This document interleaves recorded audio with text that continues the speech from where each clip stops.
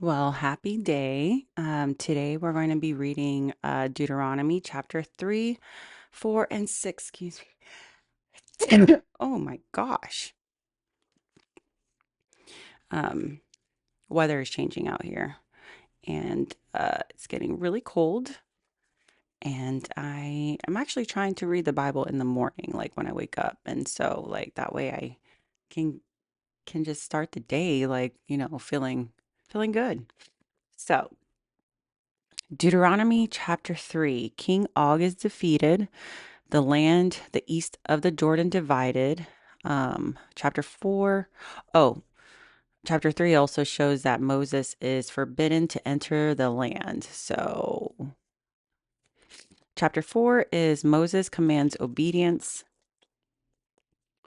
Chapter 5, the 10 commandments. Ooh, wait, are we reading that? Yes. So 3, 4, and 5. So let's get to it, okay? Genesis chapter 3. King Og is defeated.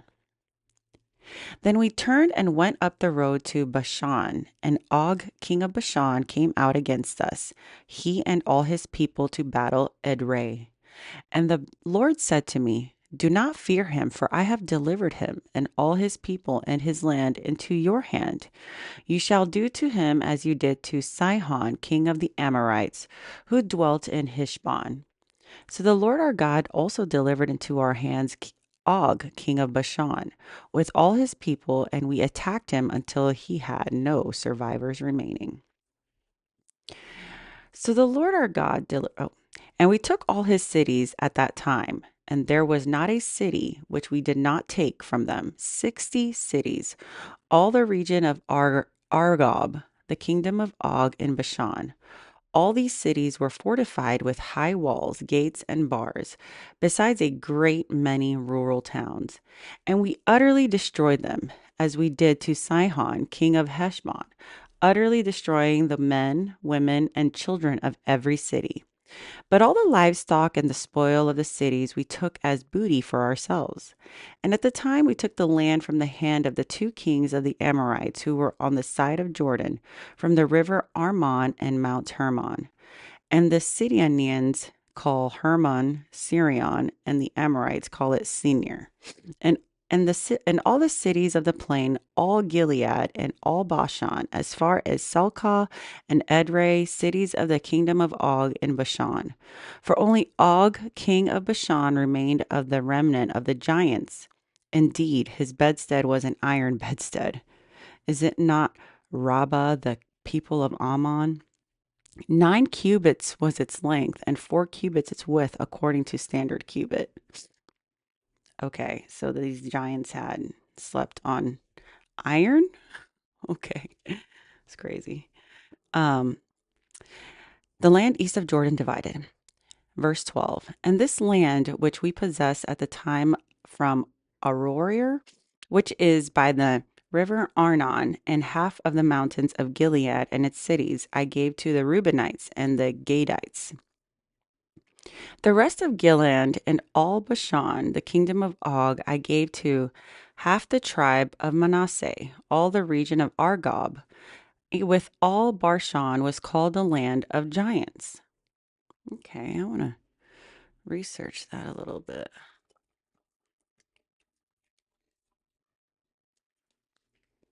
Okay. Jair, the son of Manasseh, took all the region of Argob as far as the border of Geshurites and the Machahites, and called Bashan after his own name, Havoth Jair, to this day. Also, I gave Gilead to Machir, and to the Reubenites and to the Gadites I gave from Gilead as far as river Arnon, the middle of the river as a border, as far as the river Jabbok, the border of the people of Ammon.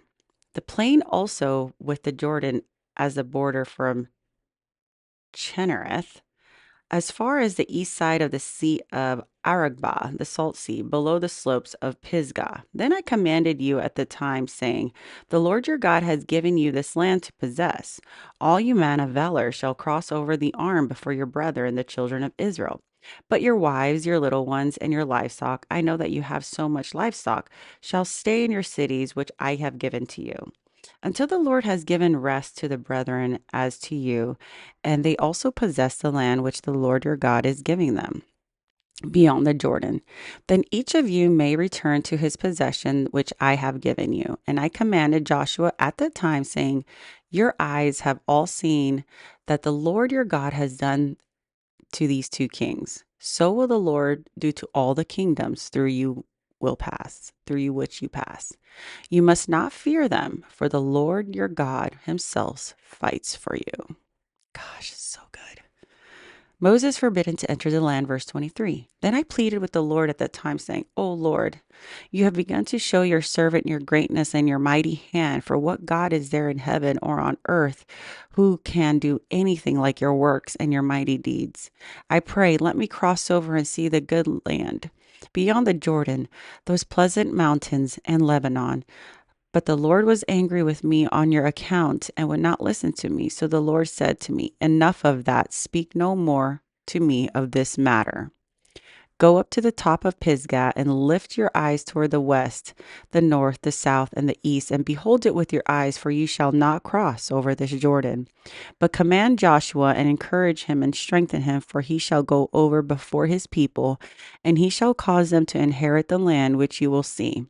So we stayed in the valley opposite of Beth Peor. Wow. So when Moses was like, please, can I go? And God's like, just don't, no, we're not having this conversation. Okay. Just go ahead and look at it. Look what you're going to see and miss. By the way, go ahead and encourage the one that I'm going to send. Okay. Yeah, that's your job now. Okay. Deuteronomy chapter 4. Now, O Israel, listen to the statutes and the judgments which I teach you to observe, that you may live and go in and possess the land which the Lord of your fathers has given you. This is Moses. You shall not add to the word which I command you, nor take from it, that you may keep the commandments of the Lord your God which I command you. Your eyes have seen what the Lord did at Baal Peor. For the Lord your God has destroyed from among you all the men who followed Baal of Peor. But you have held fast to the Lord your God, are alive today, every one of you. Surely I have taught you statutes and judgments, just as the Lord my God commanded me, that you should act according to them in the land which you go and possess. Therefore be careful to observe them, for this is your wisdom and your understanding in the sight of people's eyes, who will hear all these statutes and say, surely this great nation is a wise and understanding people. For what great nation is there that has God so near to it as the Lord your God is to us, for whatever reason we may call upon him? And what great nation is there that has such statutes and righteous judgments as are in this law, which I set before you on this day? Only take heed to yourself and diligently keep yourself, lest you forget the things your heart have seen, and lest they depart from your heart all the days of your life, and teach them to your children and to your grandchildren, especially concerning the day you stood before the Lord your God on Horeb, when the Lord said to me, gather the people to me, and I will let them hear my words, that they may learn to fear me all the ways and the days they live on earth, and that they may teach to their children. Then you come near and stood at the foot of the mountain, and the mountain burned with fire in the midst of heaven, with darkness, cloud, and thick darkness. And the Lord spoke to you out of the midst of the fire. You heard the sound of the words, but saw no form, and you only heard a voice. So he declared to you his covenant, which he commanded you to perform, the 10 Commandments, and he wrote them on 2 tablets of stone. And the Lord commanded me at that time to teach you statutes and judgments, that you may observe them in the land which you cross over to possess. Verse 15, beware of idolatry.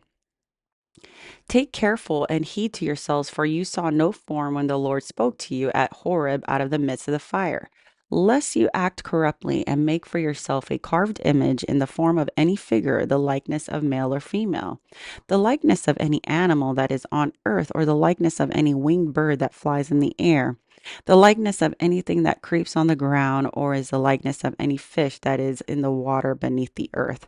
And take heed lest you lift your eyes to heaven, and when you see the sun, the moon, the stars, all the hosts of heaven, you feel driven to worship them and serve them, which the Lord your God has given to all the peoples under the whole heaven as a heritage.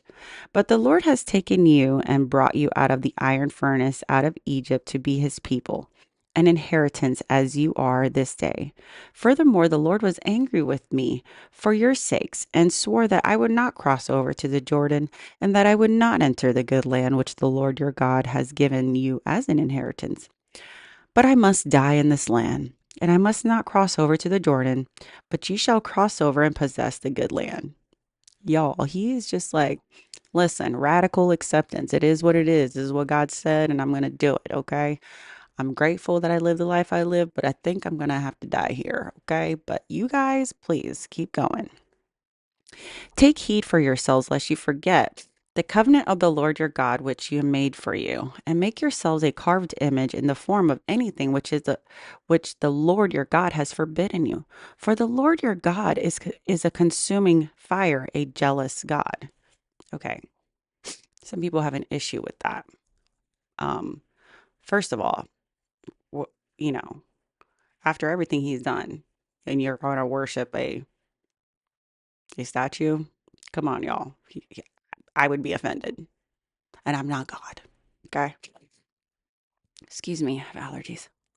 When you beget children and grandchildren and have grown old in the land and act corruptly and make a carved image in the form of anything and do evil in the sight of the Lord your God to provoke him to anger, I call heaven and earth to witness.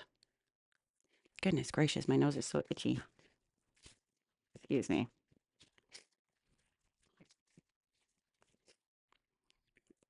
I call heaven and earth to witness against you this day that you will soon utterly perish from the land which you cross over to the Jordan to possess. You will not prolong your days in it, but will be utterly destroyed. And the Lord will scatter you among the people, and you will be left few in number among the nations where the Lord will drive you. And there you will serve God, the work of the men's hands, and wood and stone, which neither see nor hear nor eat nor smell. But from there you will seek the Lord your God, and you will find him if you seek him with all your heart and with all your soul. When you are in distress and all these things come upon you in the latter days, when you turn to the Lord your God and obey his voice, for the Lord your God is a merciful God. He will not forsake you, nor destroy you, nor forget the covenant of your fathers which he swore to them.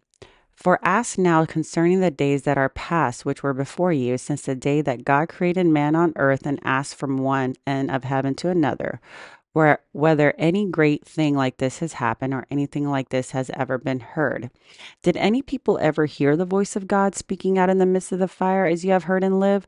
Or did God ever try to go out and take for himself a nation from the midst of another nation by trials, by signs, by wonders, by war, by a mighty hand and an outreached arm, and by great terrors, according to that Lord your God did for you in Egypt before your eyes?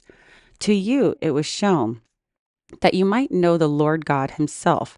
There is none other besides him. Out of the heaven he let you hear his voice, that he might instruct you.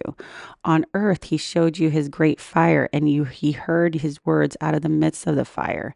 And because he loved your fathers, therefore he chose their descendants after them. And he brought you out of Egypt with his presence, with his mighty power, driving out before you nations greater, mightier than you, to bring you in and to give you their land as an inheritance, as it is this day. Therefore know this day and consider it in your heart that the Lord himself is God in heaven above and on earth beneath. There is no other. You shall therefore keep his statutes and his commandments, which I command to you on that day, to go well, and you, and with you your children after you, that you may prolong your days on the land which the Lord God has given you for all time. Then Moses set apart 3 cities in the side of Jordan towards the rising of the sun, and the manslayer might flee there, who kills his neighbor unintentionally without having hated him in the time past, and that by fleeing to one of these cities he might live. Bezer in the wilderness on plateau for the Reubenites, Ramoth for Gilead for the Gadites, and Golan in Bashan for the Manassites. Now, this is the law which Moses set before the children of Israel. These are the testimonies, the statutes, and the judgments which the Lord spoke to the children of Israel after they came out of Egypt, on this side of the Jordan in the valley opposite of Beth Peor in the land of Sihon, king of the Amorites, who dwelt in Heshbon, whom Moses and the children of Israel defeated after they came out of Egypt. And they took possession of his land and the land of Og, king of Bashan, two kings of the Amorites, who were there on the side of the Jordan towards the rising of the sun, from Arior is in the bank of the river Arnon, for the Mount Sion, that is Hermon, and all the plain on the east side of the Jordan as far as the sea of Arabah below the slopes of Pisgah. All right. Deuteronomy chapter 5. And Moses called all Israel and said to them, Hear, O Israel, the statutes of the judgment which I speak in the hearing today, that you may learn them and be careful to observe them. The Lord our God made a covenant with us in Horeb, and the Lord did not make this covenant with our fathers, but with us, those who are here today, all of us who are alive. The Lord talked with you face to face on the mountain from the midst of the fire.